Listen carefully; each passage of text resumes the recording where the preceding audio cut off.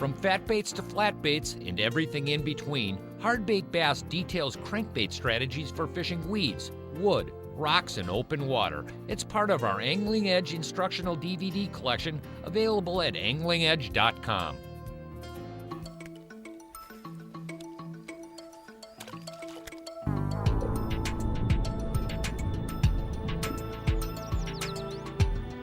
Jim, I got him. Oh yeah, really good. You could tell on that rod. Got another one? Oh yeah. I mean, I really threw out there a long, long way. She's a good fish. Yeah. I thought she was one of them real giants.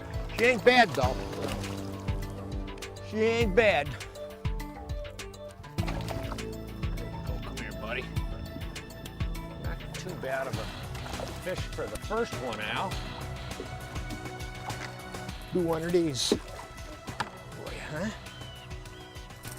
You know, the interesting thing when you get on schools of fish in summertime like this, out on these deep structures, where they're deep rock piles and natural lakes like we're on now with rock extensions or creek channels, you know, that drop into deep water, the schools of fish can be incredible. There we go, now we're talking, and look what he's got perched in his mouth.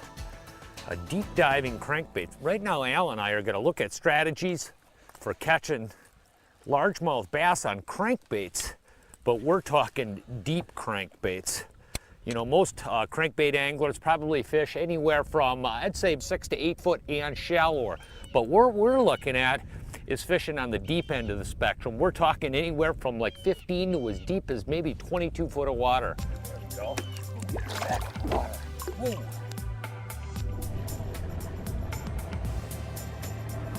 You know, one of the real keys to being successful doing this is actually doing a little bit of homework with your electronics. So what we did is we laid down some GPS coordinates on the top of this really very thin spine, rock spine. The top of the rock spine, and you can see it's just starting to come into view right now. I got a side imaging here, and it really gives you a very distinct view of how these fish are positioned and what they're actually positioned on. As you can see, what this is a very thin spine of rocks on the side imaging, and these are great big boulders, and the fish are actually positioned on the top of the spine. The spine is actually only about twice the width of the boat. So what I've done is actually put down 3 different GPS coordinates actually right on the top or the crest of this thing. What it enables you to do is actually to really precisely place those casts, and you're not making a lot of wasted casts, because one thing with the DT20, you're trying to put this bait down in 20 foot of water and it takes a little while. And what we want to do is be as efficient as possible with these lures. Yeah, we were going this way. A lot of times we were, yeah. Almost all the fish came off better this side. sized fish. There's another one. Another good one? Big, that's a big bass there. Whoa, this is a horse, Al. Look at the size of him. Whoa. Okay, we're talking a big bass. Oh, nice fish. That's a real horse. Whoa, look at man, that. that's Ooh. right. Ooh. Man, we're talking Whoa. real whopper. Look at that.